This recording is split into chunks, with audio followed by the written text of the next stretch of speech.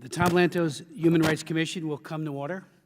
Without objection, the chair is authorized to declare a recess of the commission at any point, and all members will have 5 days to submit statements, extraneous material, and questions for the record, subject to the length limitation in the rules. To insert something in the record, please have your staff email the previously mentioned address or contact the commission itself. Please keep your video function on at all times, even when you are not recognized by the chair. Members are responsible for muting and unmuting themselves, and please remember to mute yourself after you finish speaking. Consistent with HRes 965 and the accompanying regulations, staff will only mute members and witnesses as appropriate when they are not under recognition, and that's to eliminate background noise. I now recognize myself for my remarks. President Xi Jinping, where is Bishop Su? We are here today to focus attention on the case of His Excellency Bishop James Su Zhimin, Bishop of Baoding Diocese, whom this commission has recognized as a prisoner of conscience. Bishop Su has endured approximately 40 years in prison. His crime simply exercising his universally recognized human right of religious freedom. Today, I again join many, including the bishop's relatives, and ask President Xi Jinping, where is Bishop Su? What have you done in secret to this extraordinary man of God? And why does a powerful dictatorship fear peaceful men and women of faith and virtue? Bishop Su's case is emblematic of a larger religious freedom issues that are occurring in China, including how they pertain to the Catholic Church. Accordingly, we will examine the 2008 temporary agreement between the Holy See and the Chinese government, and whether it is in the interest of religious believers in China for the agreement to be extended or jettisoned, and the broader implications it has with respect to the ability of religious communities of all faiths to maintain relative autonomy vis-a-vis the state. I met Bishop Su in Beijing in 1994, and that's what this picture is right here. At the time, he had already spent several years in prison for his faith, yet he had extraordinary gentleness, strength, courage, and a peace that surpassed all understanding. Bishop Su told my delegation after celebrating Mass in a tiny apartment that he prayed for his persecutors, and he especially prayed for the cruel and misguided leadership of the Chinese Communist Party.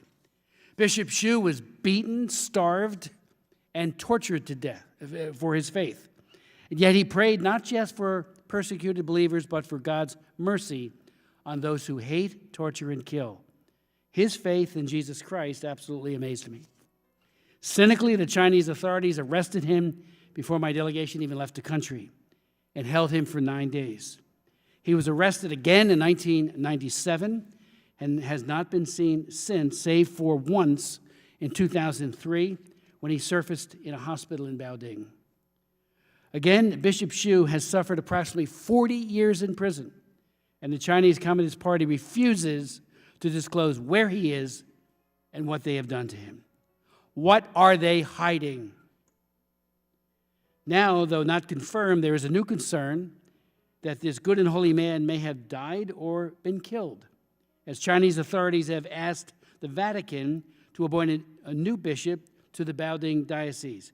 Coadjutor Bishop Francis An from the government-sanctioned Chinese Patriotic Catholic Association, apparently under the terms of the 2018 temporary agreement. Before replacing him, the Vatican ought to demand an answer to the question, where is Bishop Su and what have you done to him? While the details of the 2018 agreement are not public, there is deep concern that President Xi Jinping is using the accord to advance his goal of synodization, radically transforming the Catholic Church in China and all faiths into the Communist Party's servant. Viewed charitably for the Vatican, the 2018 agreement was an attempt to get the best deal possible for Chinese Catholics in an impossible situation. For China, it was just another tactical move towards the strategic goal of suppression and eventual extinction of religion in China.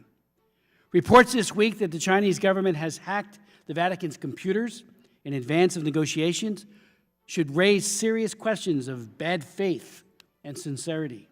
And let's not forget, despite solemn promises and binding treaty obligations, Xi Jinping in recent months has absolutely crushed Hong Kong's democracy and human rights. As my colleagues may know, I am the prime sponsor of the House-passed Hong Kong Human Rights and Democracy Act. We worked on that since 2014.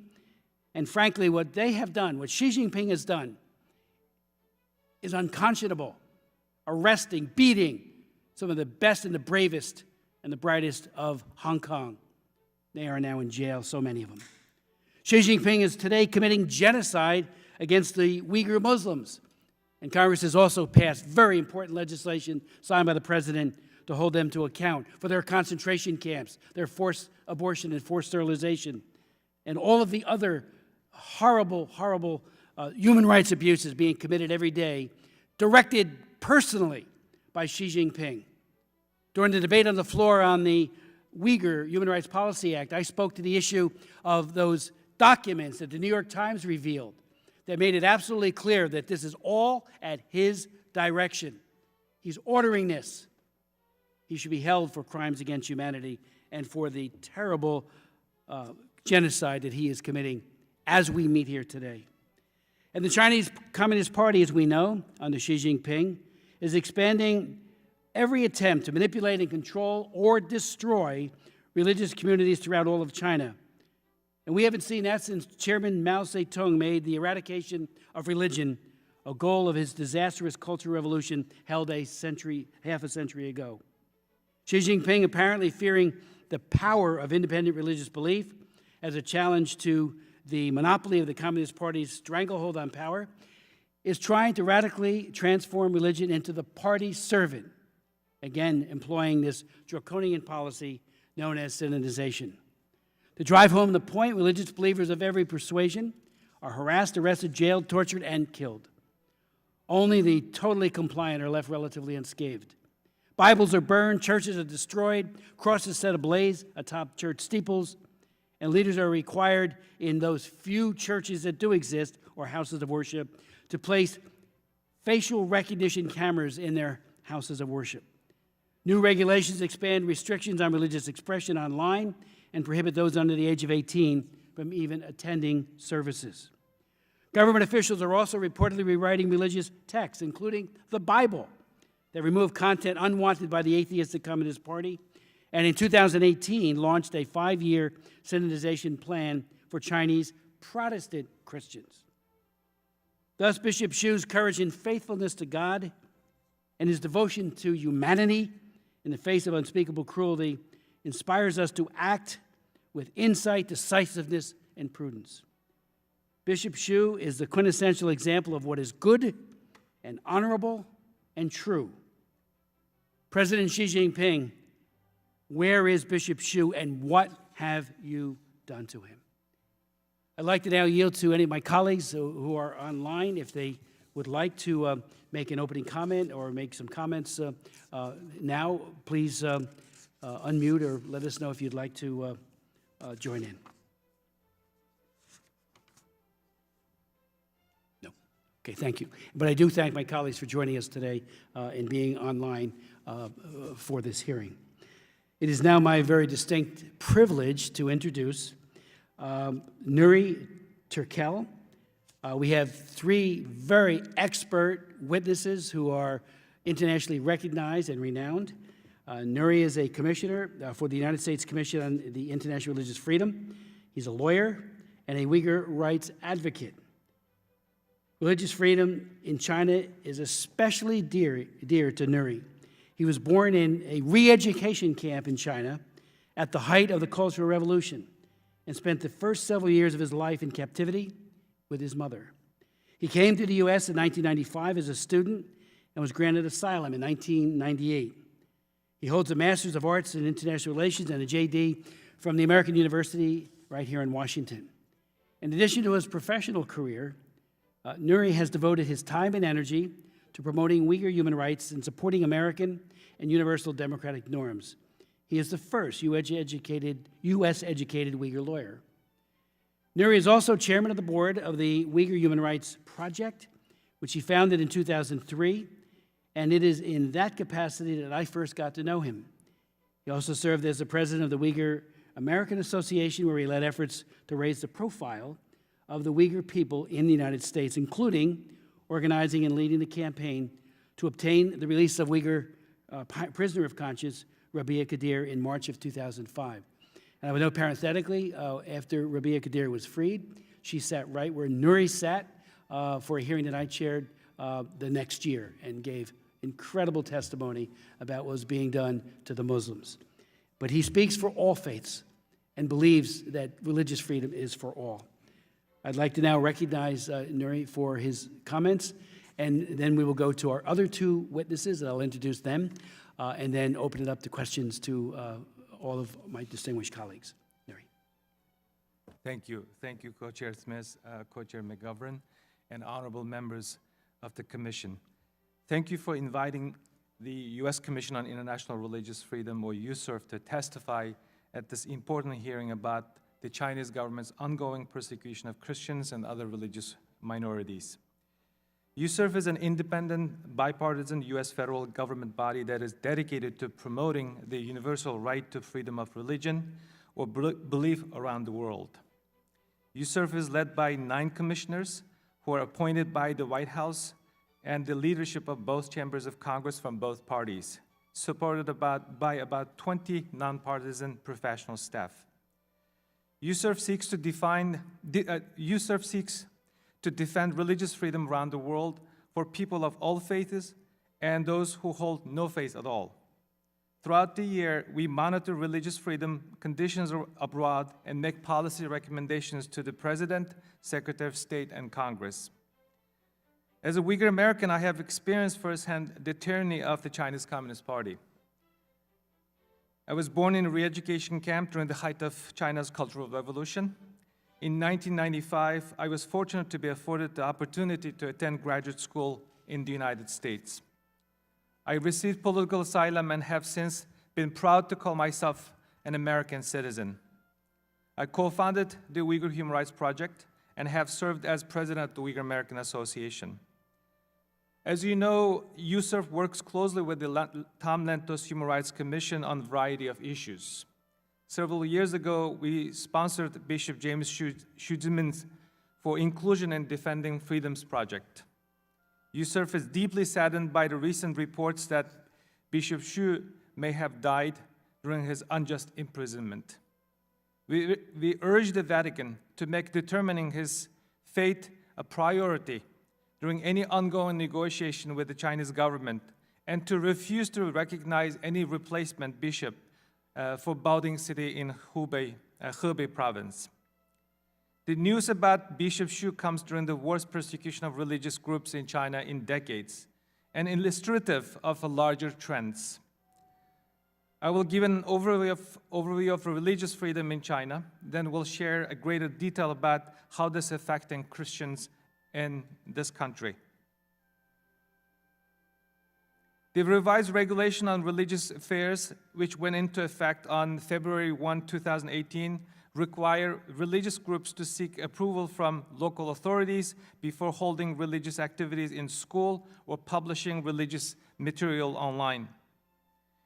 It also transfers control over management of religious affairs to the United Front Work Department, which is an organ of the Chinese Communist Party.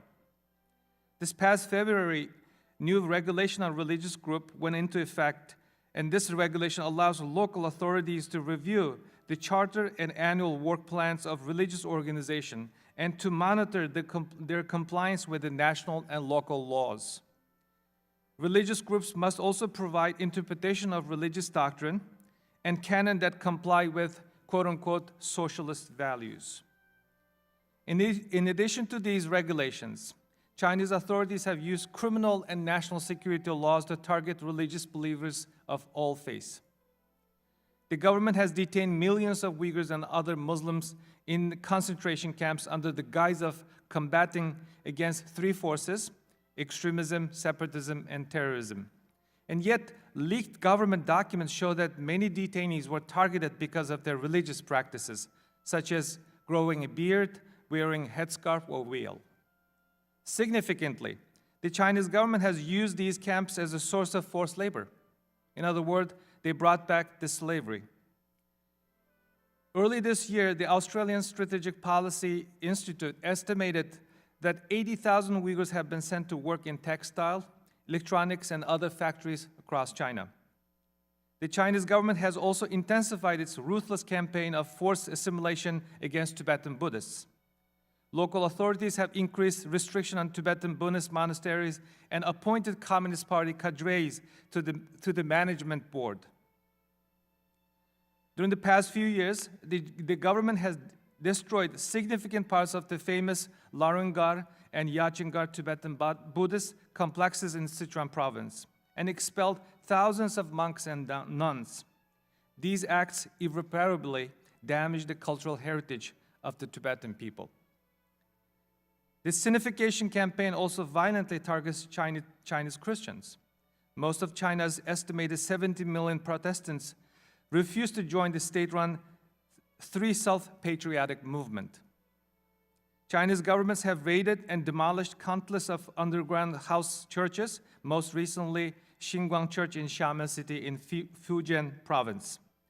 Even when authorities do not destroy churches, they have removed hundreds of crosses and replaced images of Jesus Christ or Virgin Mary with the picture of the General Secretary Xi Jinping.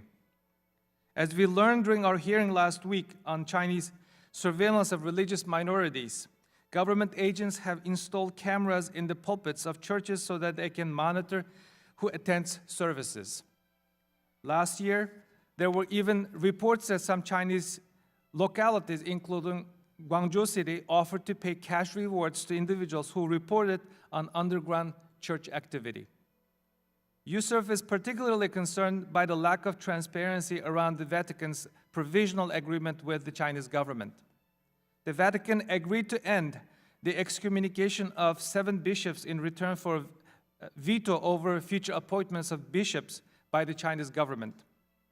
The state-affiliated Chinese Catholic Patriotic Association, or CCPA, has recognized 5 underground bishops, most recently Bishop Paul Ma Sungo of Shoujiu Diocese.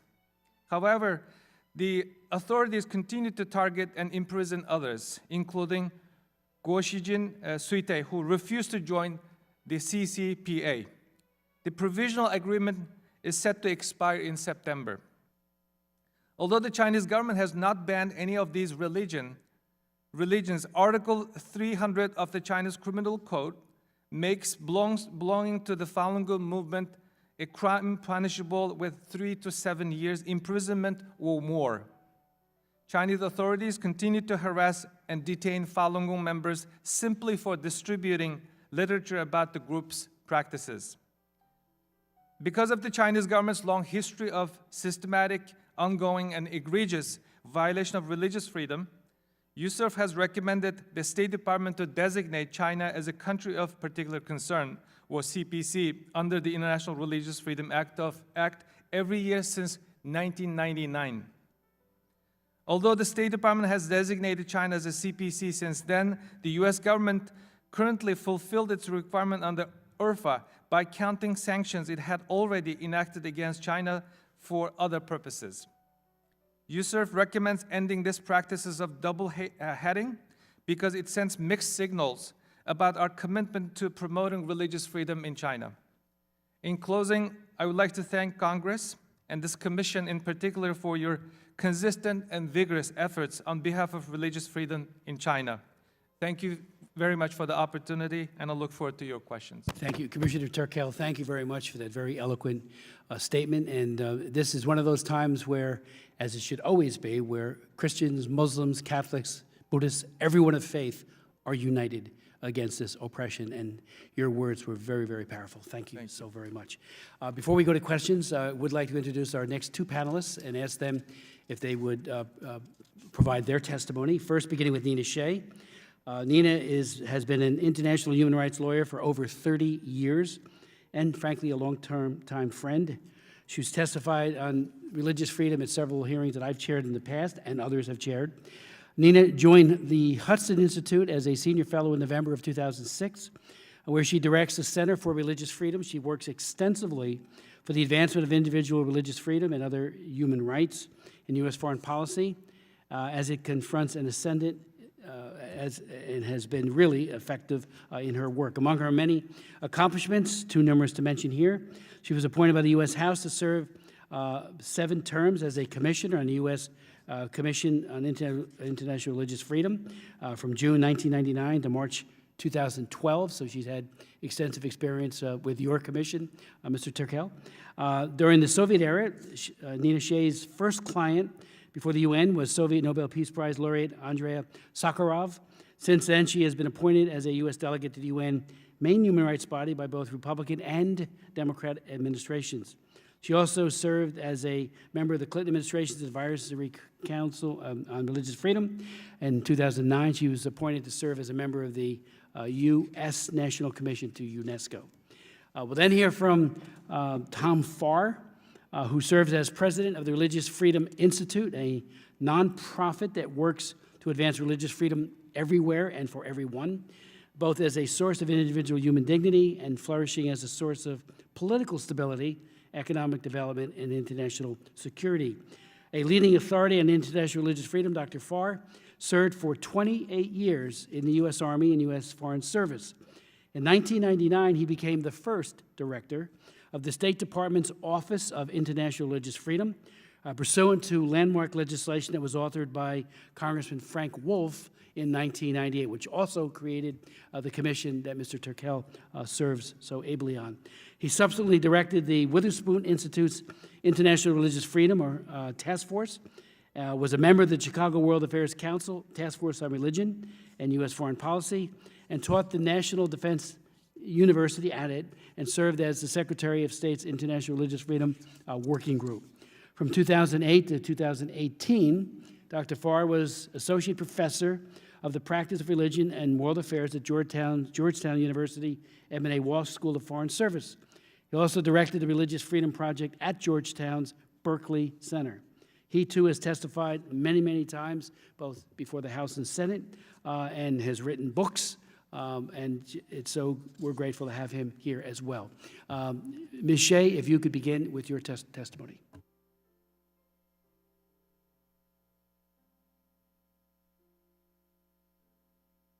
Mr. Co-Chairman, thanks for holding this hearing and giving me the opportunity to speak about one of the most serious violations of human rights and human dignity in the 21st century, the assault on religion in China under President Xi Jinping that has justly been called a second cultural revolution. In 7 weeks, the Sino-Vatican Provisional Agreement on the appointment of Catholic bishops will end unless it's renewed by the 2 parties. If reports of the death or the murder of the Bishop of Baoding, James Su Zhimin, are true, the choosing of his replacement could occur under the terms of this agreement. Speaking as a Catholic and therefore an advocate for religious freedom of all China's citizens, I believe the agreement was a serious mistake. In my view, the Holy See cannot achieve its goal of unifying Catholics in China under one ecclesiastical umbrella, whose bishops and priests are recognized both by the Vatican and the Chinese Communist regime, while at the same time remaining faithful to the fundamental teachings of the Catholic Church. Bishop Shu's background helps illuminate this point. In 1997, the government of China demanded that Bishop Shu submit to the communist-controlled so-called Catholic Patriotic Association. He refused. His punishment was that given to many Chinese Catholic bishops who sought to be truly Catholic in private and in public life. He was kidnapped by Chinese authorities in 1997, and in the ensuing 23 years, as you said, Mr. Chairman, has been seen only once by people outside the Chinese government. Of course, the Chinese communist regime denies having kidnapped Bishop Shu. Their Orwellian lies provide a window into the soul of a regime that both understands and fears the power of religion.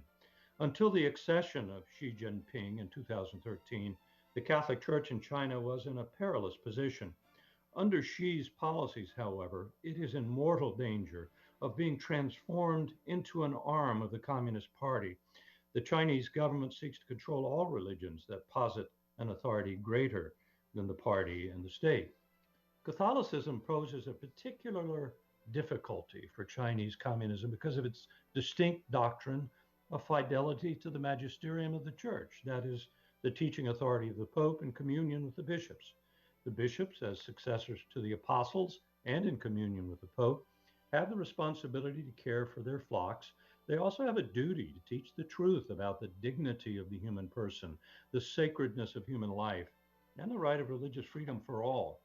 Negotiations over the renewal of the accord and the appointment of a successor for Bishop Shu present an opportunity for the Holy See and for Pope Francis.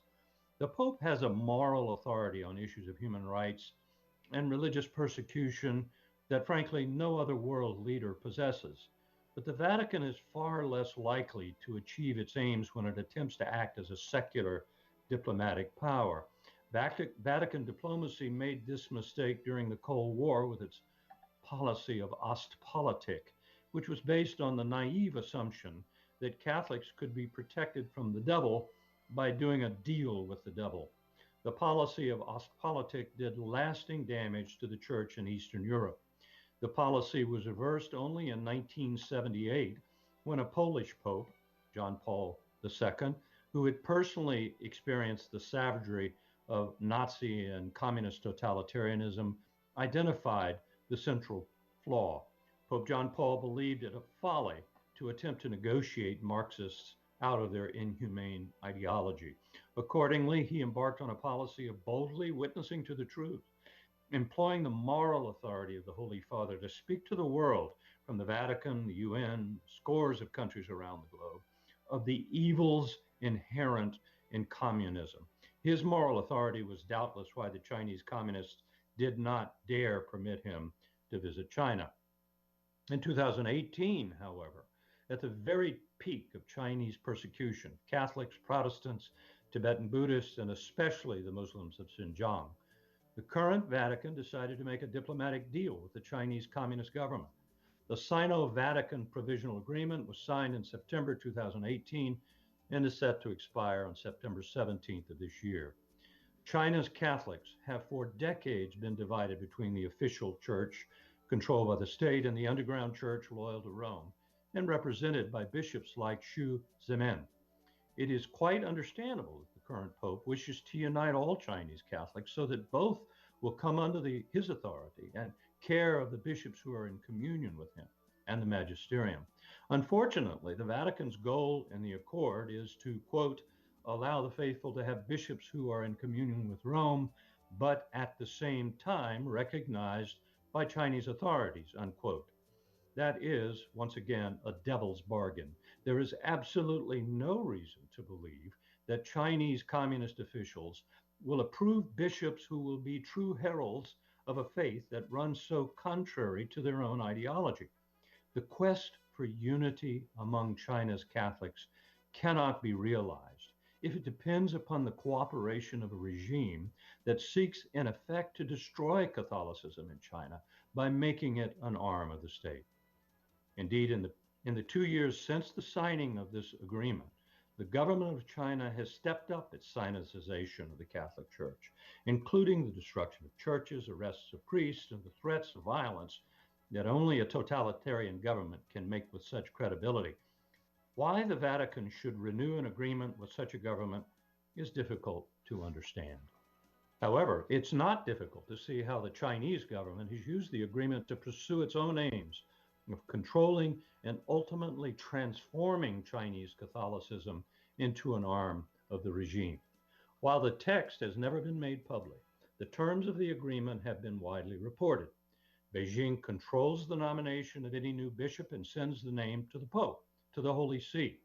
Reportedly, the Pope may veto the nominee, but that simply leaves the position vacant, or, as in the case of Baoding since Bishop Shu's disappearance, left in the hands of an administrative bishop who serves the interests of the Chinese regime and the communists, not the Roman Catholic Church. The Chinese government can certainly live with this situation, but Chinese Catholics cannot. They need good and holy bishops to identify and educate good and holy priests. Chinese Catholics need bishops to defend their interests and work against injustice, including injustices against Catholics and others in China. So, Mr. Chairman, let me end by expressing the hope that the confluence of these two occasions, the end of the two-year transitional agreement and the reported death of Bishop Su Zhimin, will lead this Vatican and this Pope to return to the real charism of the Universal Roman Catholic Church, standing for the human rights of every human being and condemning evil where it exists, as it surely does in the actions of the current Chinese regime. Thank you.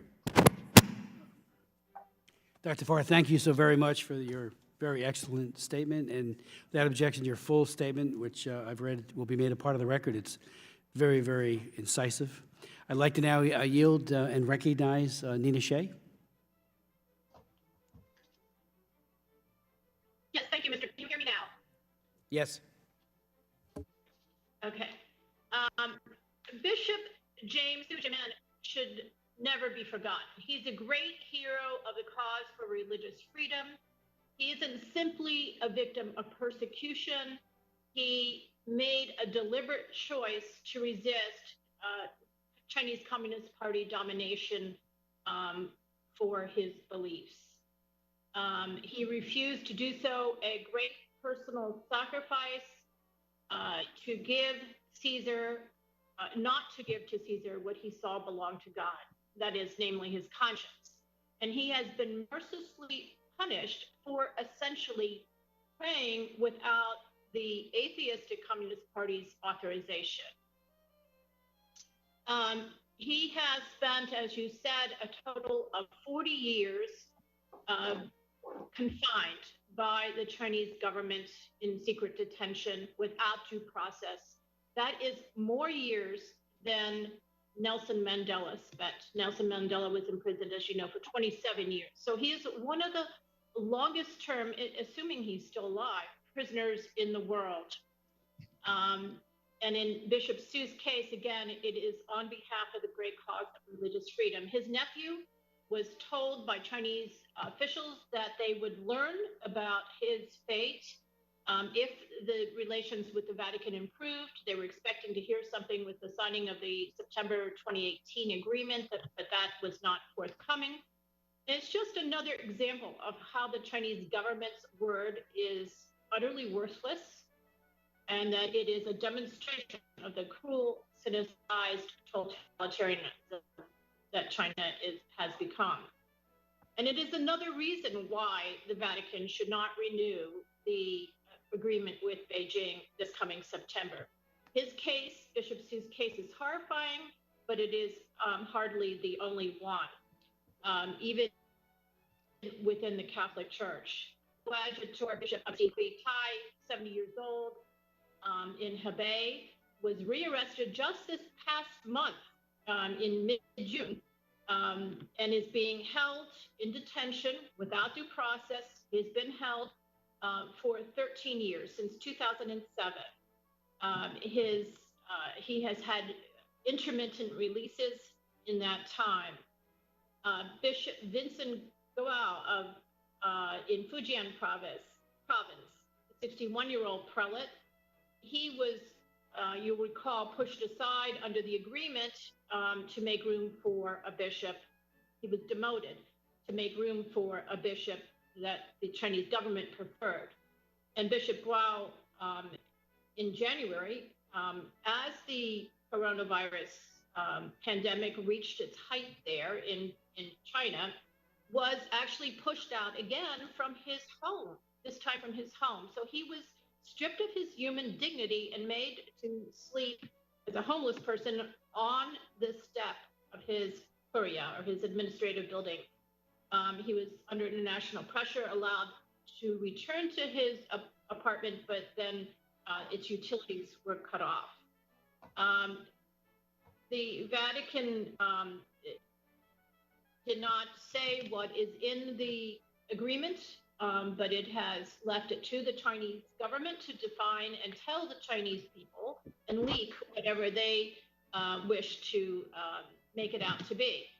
And this became a crisis for the underground priests and bishops who did not want to sign the registration pledge to put to be independent of the Vatican and independent of the Magisterium and the teachings of the Church. So the Vatican last June, a year ago, advised priests and bishops to make a disclaimer when they signed the agreement, that they would say that they would remain faithful to the Vatican. Priests that tried to do this year was follow the Vatican advice, was imprisoned and tortured for 4 days. 20 other priests were also disappeared into detention for refusing to sign the agreement. Archbishop Claudio Celli, who crafted the agreement and is the longtime negotiator, said on June 7th that the agreement should be renewed for a year or two. His reliance on the Chinese word really shows boundless naivety and is frankly inexplicable. In addition to all of what has happened over the decades in China with the church and the repression, the last 2 years since the signing of the agreement has seen a ratcheting up of this persecution. And Cardinal Sen of Hong Kong said that the Vatican's silence in the agreement of 2018 on the rights of the faithful underground would allow China to succeed in eliminating the underground church with the help of the Vatican. And it seems like that is exactly what is happening, not only to the underground, and it's also the above ground, the authorized church is being transformed to be an arm of the Communist Party of China. And today we heard the eloquent testimony of the ongoing genocide of the Uyghurs. And genocide, again, is the most egregious of human rights abuses. We've seen over the last 2 years the ending of the respect for the democracy of Hong Kong and the breaching of that agreement with the UK and its repression in Hong Kong. There saw the deception, censorship, and suppression surrounding the coronavirus pandemic over the last couple months. The debt trap diplomacy of China has been exposed over the last year. And we have now, in the past week, heard about hacking of the computer system of the Vatican itself. So President Xi and the Chinese government has caused China and the world incalculable suffering. And this has affected the Catholic Church and other Christians as well. And there have been a number of Protestant pastors and Catholic priests imprisoned or detained. One pastor, Wang Yi, was sentenced to a 9 years term, again, for praying without authorization. In addition, the Bible and Quran are being retranslated by the government, and the director of the Divinity Institute in Hong Kong predicted that those passages in the Bible and the Quran that are out of sync with the CCP will be, quote, banned or constrained. So there's going to be a manipulation of the Bible for political purposes by the Chinese Communist Party. That is going on now. On February 1st, 41 new regulations make the regulations of 2018 on religion even more onerous. Under these new ones from February, religious organizations are to, quote, spread the policies and principles of the CCP and to ensure that the religious personnel and religious citizens support CCP leadership and establish a learning system in CCP policies, communist policies. Their sermons should be based on President Xi's sayings, not the Bible. Meanwhile, youth are banned from churches and all exposure to religious teaching, Bible study, catechism classes, etc. How does Archbishop Celli in the Vatican think that the Chinese church will have the vocations to the priesthood or the faithful in the pews among the young generation if they are not allowed to be exposed to religion? The underground church is the church's only hope, and it's frankly being thrown under the bus with these agreements, as Cardinal Zen predicted. So over this time, many churches have been shut and bulldozed, even approved ones, even government-approved ones, if they are too charismatic or too successful. Hundreds have been secularized. That is, their crosses have been toppled. The depictions of Mary and Jesus have been replaced with President Xi himself. So the Hong Kong has served the Chinese church as a base of information and support and education for the Chinese church. And Cardinal Zen is predicting that religious freedom will be suppressed in Hong Kong in the future as well, which will be another blow to the Catholic Church and all religions in China. So Christianity is being, as we speak, hollowed out and diminished in China. This was a church that was anticipated to be the largest in the world. That is the Catholics and Protestants, underground and above ground. Together, we're going to be count the most number of Christians in the world of any country. And instead, it is being twisted and diminished and turned into a propaganda arm and a tool for surveillance. We desperately need hearings such as this to keep the spotlight on. We need economic pressure against Chinese officials and the Chinese Communist Party and their companies and interests. And we also need an internet workaround so that we were able to get the true teachings of the religions to the Chinese people. Thank you very much.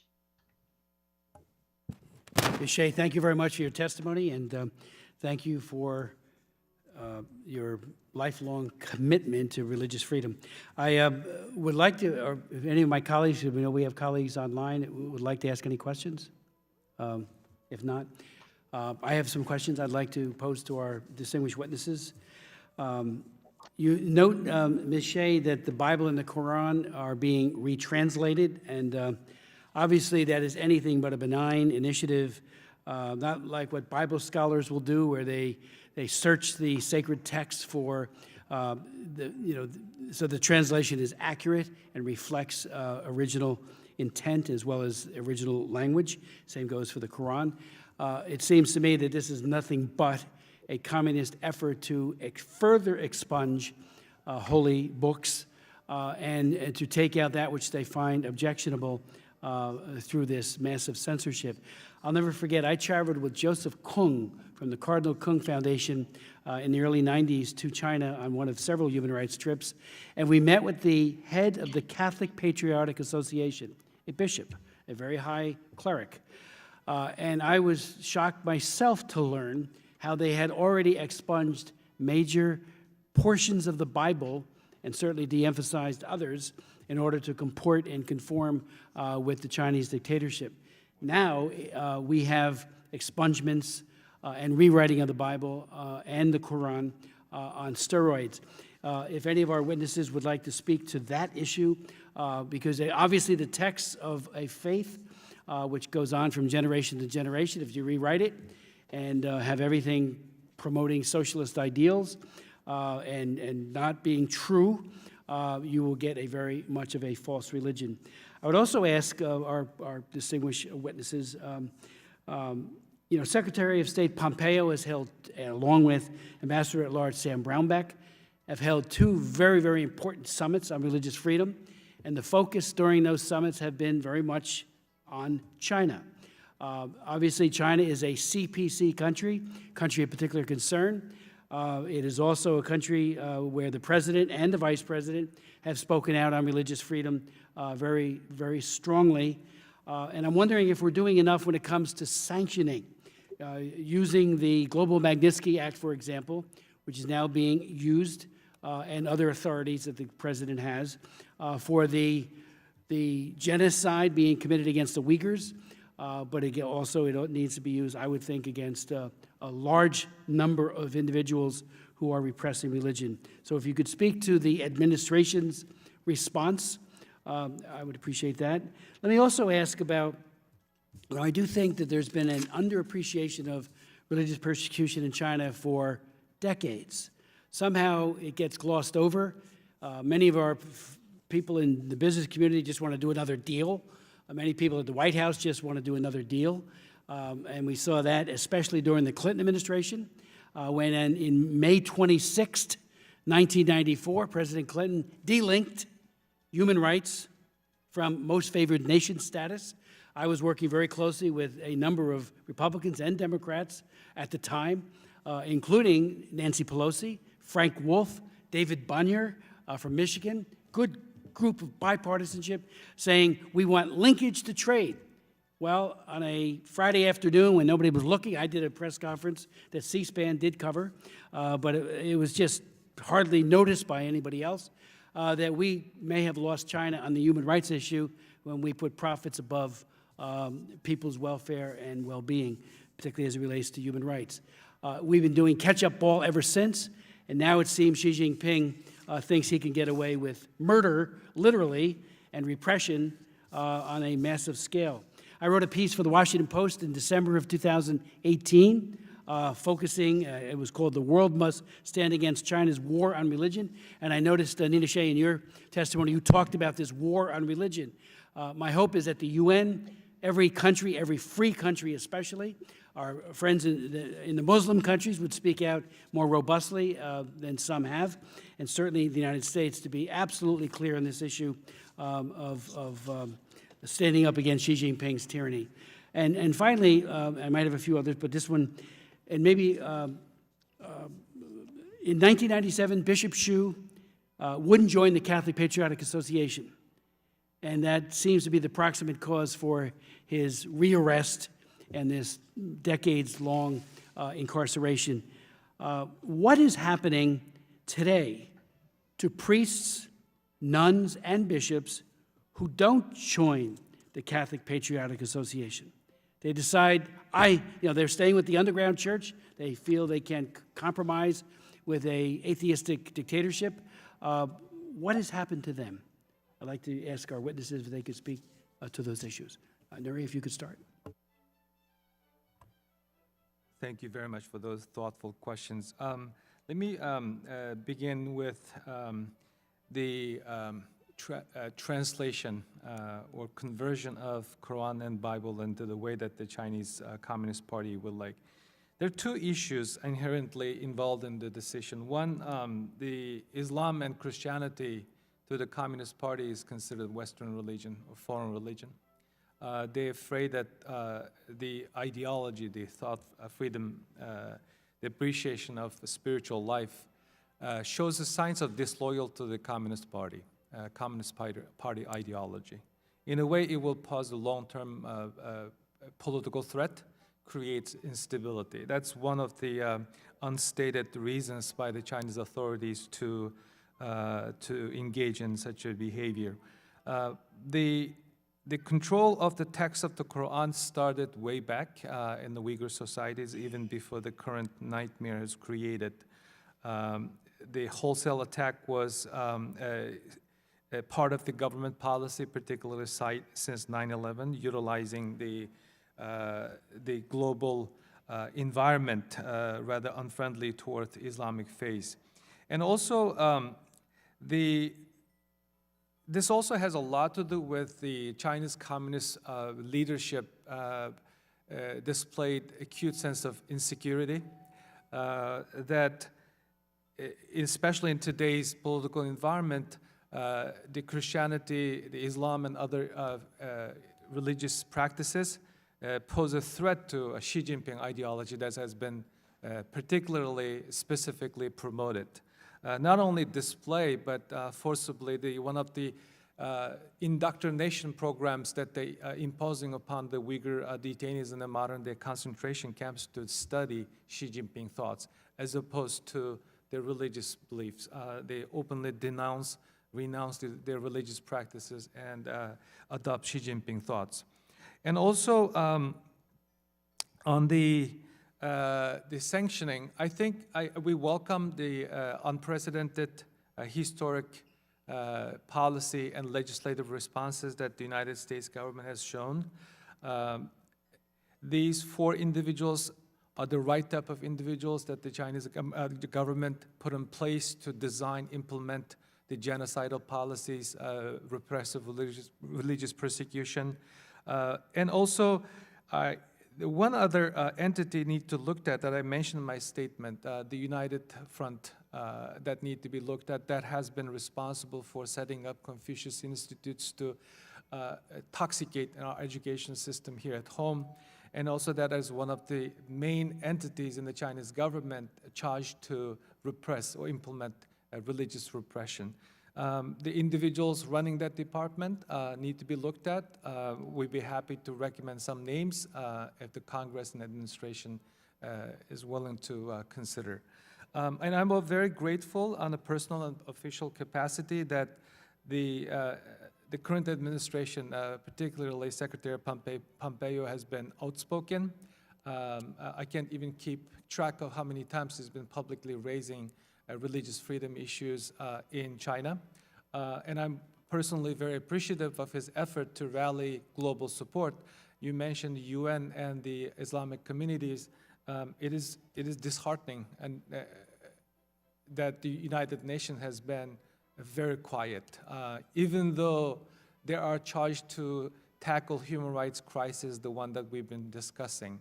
And also the international community, particularly the faith community, Muslim community, need to be doubtful about the Chinese government's intentions in disinformation campaign, especially in the face of this systematic and brutal attack against their own religion, calling it thought viruses, mental illness, should give them a pause, especially in their relationship with communist China. Thank you. If I could just, one thought. The Muslim countries, Qatar has removed its name from a letter supporting China, perhaps at Turkey's request. But has there been much more than that? I mean, we've been raising this, I have, and others, with many of our friends in Islamic countries and the OIC, and saying, you need to speak with one voice. And just parenthetically, the pretext of suggesting, wrongly, that the Muslim Uyghurs are terrorists is outrageous.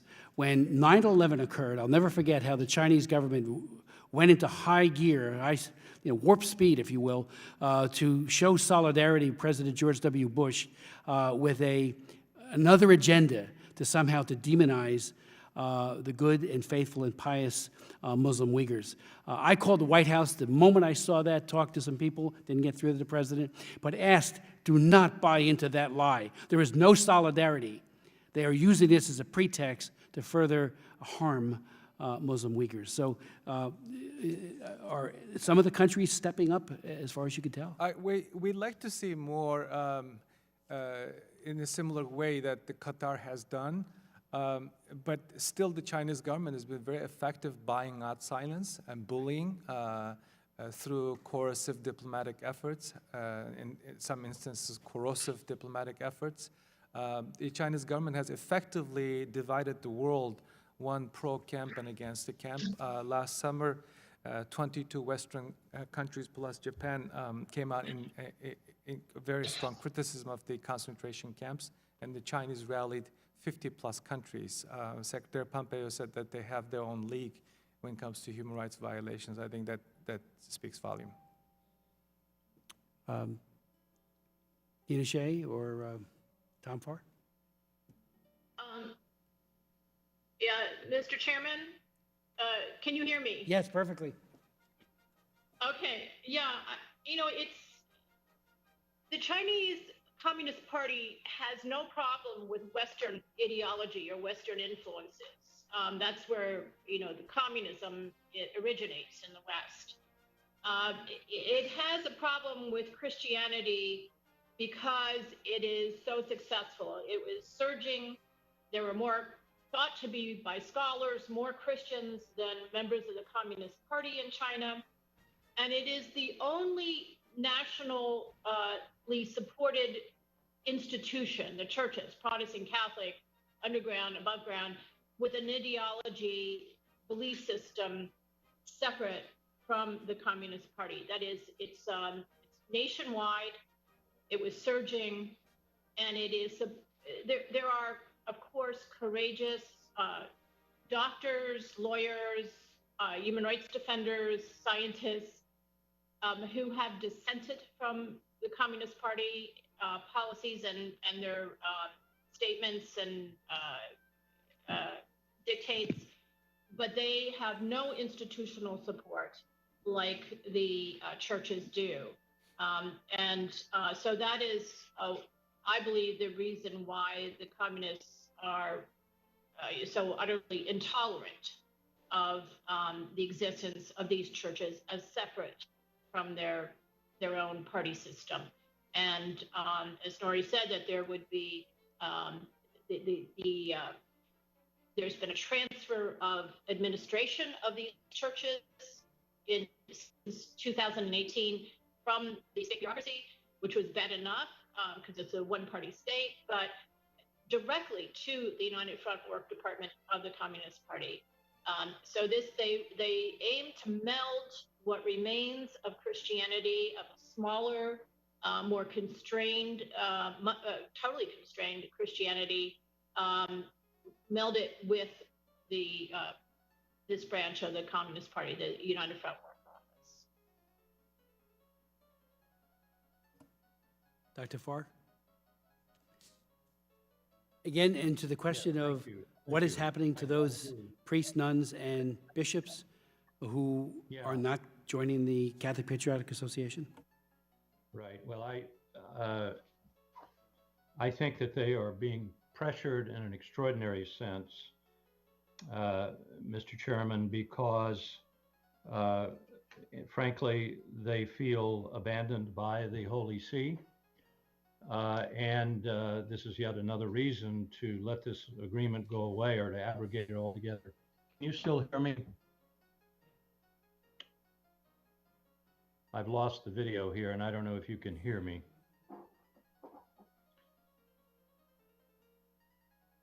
Dr. Farr, we can see you fine and hear you just well, perfectly. Okay, it's much more important than you hear me than you see me. I think these priests and nuns and bishops and lay people are, as I was saying, under extraordinary pressure. They're being pressured to join officially the Unified Church, and they're being told that the Vatican supports this, and there is truth in that. So I think it's a terrible situation for them to be in. They're being pressured by the terror tactics of the Chinese, which we've talked about in abundance here, but also by a sense that their own hierarchy, if you like, supports not the terror, of course, but the proposition that they should join this official church in order to be unified. As I said in my testimony, I just think that is nonsense on its face. This is not going to unify Catholics. It's going to continue terrorizing them and dividing them. So if I might, Mr. Smith, just say a word about the Uyghurs and connect them to your question about the Bible. I would say two things. One about the Uyghurs. One of the problems with the diminution of the Roman Catholic moral presence in China is that if anybody in the religious world ought to be speaking out about what's happening to the Uyghurs, it ought to be the Roman Catholic Church. And the Pope has spoken out about this, but I sense that because of the desire not to offend the Chinese, some within the Catholic hierarchy are pulling their punches. This is just flatly un-Catholic. It is the Catholic position that every human being ought to have religious freedom. It is deeply theological. And here I would go into your question about changing the Bible. If you really want to destroy a religion, you know, start, first of all, don't let young people go to religious services. We've talked about this a little bit, but that is the way to strangle a religion. And don't let anyone read the Bible as it was written. Don't let anyone read what Jesus has to say about the issues we're talking about today, which is human dignity and his love for everyone, for every person. So this is insidious. It's totalitarianism at its absolute worst. And the fact that we are having a little trouble getting people to focus on this is very frustrating to me. Finally, let me just say your question about the Global Magnitsky Act and the two State Department summits. I couldn't agree more. I think we ought to work more with the current State Department to try to get these Global Magnitsky and other sanctions on China. And frankly, I've said it before, I think the United States should introduce into the United Nations a formal resolution of genocide. It will be, of course, vetoed, if not by the Chinese, certainly by the Russians. But the point is to raise this issue. Keep it before the international community. Get people to declare what it is that they think is not happening, that doesn't warrant a formal designation of genocide. So I think I would also just like to end this, Mr. Smith. I did not take the opportunity to say what I did in my formal testimony just because I wanted not to take too much time, but I want to express my gratitude to you, Mr. Smith, for your decades of work on this issue to highlight and condemn the Chinese government's treatment of all its religious minorities and for its cruel and inhumane policies in virtually every area of human endeavor. And you've been threatened by the Chinese. Millions of people around the world stand with you. So thank you for that. Dr. Ford, thank you so very much for your testimony. Again, you said desire not to offend. The Chinese Communist Party goes beyond offending its own people. It brutalizes, treats them cruelly, tortures them. I mean, UN rapporteurs repeatedly, Manfred Nowak, when he did his report on, as Special Rapporteur for the United Nations on torture, talked how pervasive torture is. If you're a religious or political prisoner, you will be tortured. If you're Falun Gong, you will be tortured. Christians, Uyghurs, and that's all at the command of Xi Jinping and before him, his predecessors, but it's now in a hyper state of repression. So where's the desire not to offend on the part of the communist dictatorship? It doesn't exist.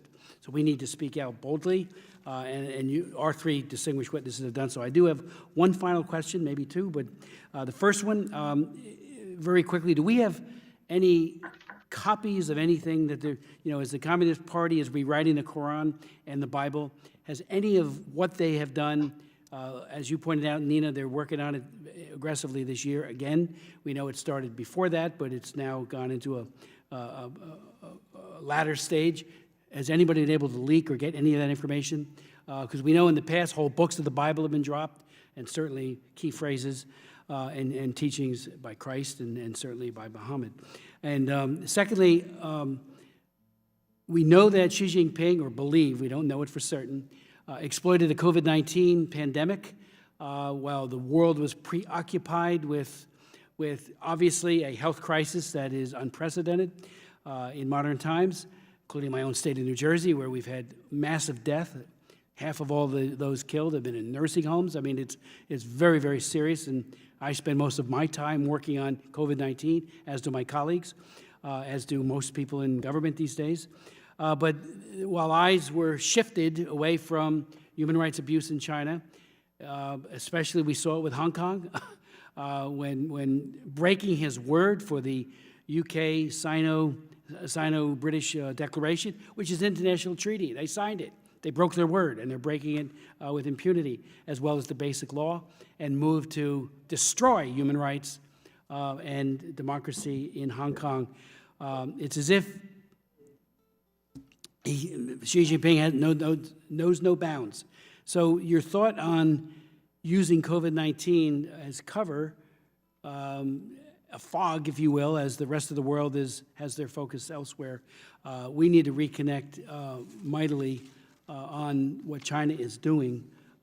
Still work on COVID-19, obviously, but not to take our eyes off what this man is doing: genocide against the Uyghurs, the Muslims, and gross repression against all other faiths, including Catholics. So if you wanted to respond to any of that, do we have any text yet of what they're rewriting? Because we know they're doing it.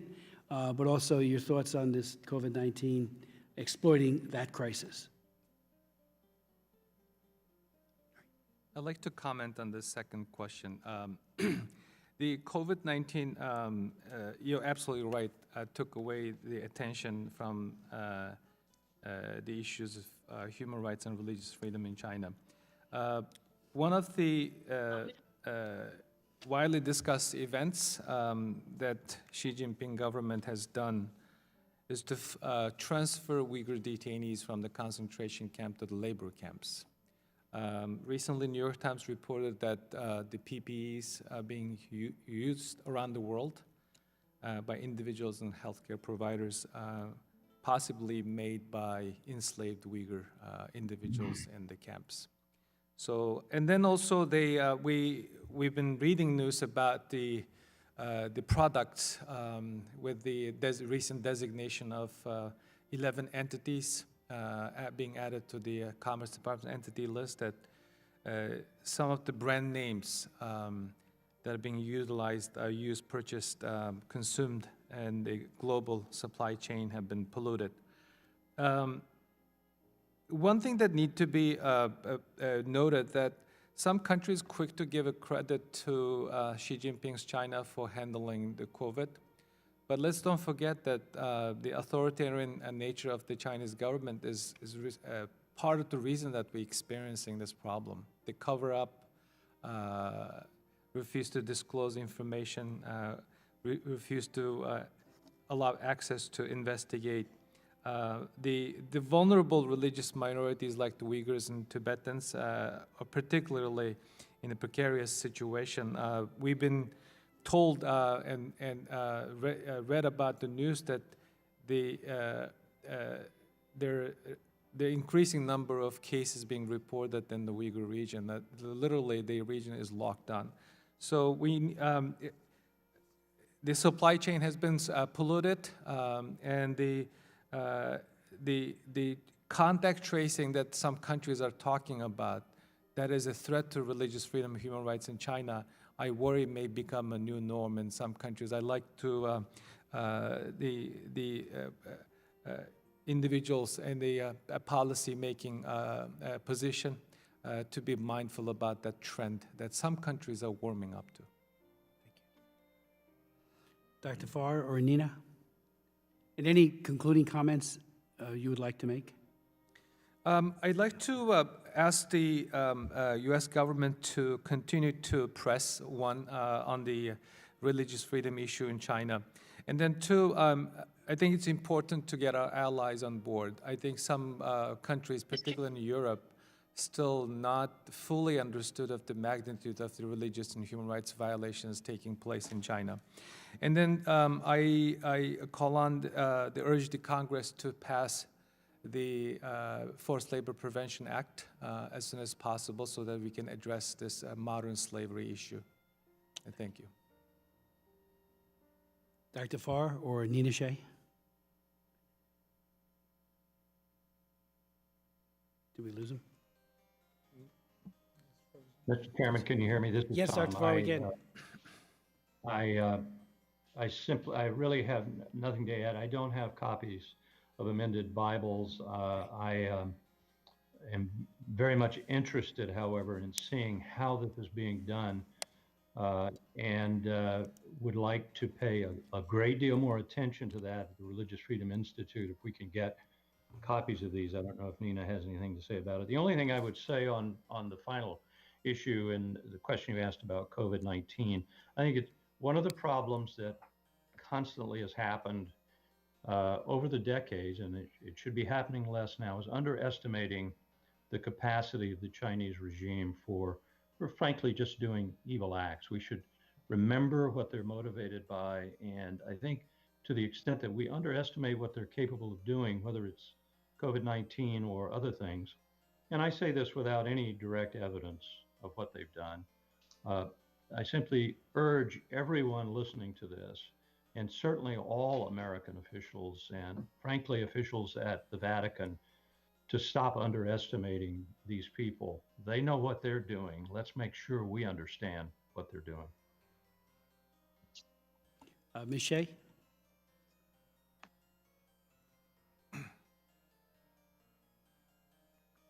If not, oh, yes, You can hear me. we can hear you now. Okay.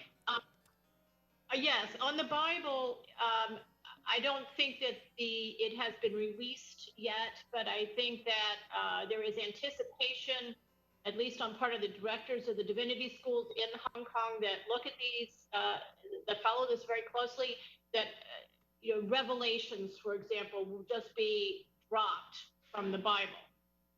But they are going through translating it line by line, so we're going to have a very close read by scholars and experts to understand how they've altered it. And keep in mind that the Chinese Bible is already translated, has been translated for years in China. So this is a gratuitous exercise, and it's thought to be politically motivated by the experts at the Christian universities and seminaries in Hong Kong. And also, finally, I just want to reemphasize the importance of technology in China for the use of repression of all the religious groups, and that we should be focused intensively on breaking through the Great Firewall of censorship on the internet by China. This is going to be a lifeline to all the churches and to the people of China. China, as I see it, is becoming almost a high-tech North Korea. There's a cult of personality building around President Xi. His sayings are the only ones besides Chairman Mao's, who are now enshrined in the Constitution of the Communist Party of China. It's his sayings that are being required to be the basis of sermons and homilies in churches. Students and companies are requiring examinations and tests on Xi's sayings, President Xi's sayings. There is an app on the Study the Great Nation, which is an app to study Xi's sayings, and officials in not only in the Communist Party, but also entire professions like lawyers, teachers are required to pass tests on this. The app, Study the Great Nation, has a backdoor where the Communist Party has your access to all your internet history, your contacts, your email, social media.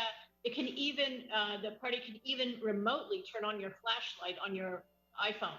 So this has been written about widely in the New York Times, the Wall Street Journal, and we have to respond in kind.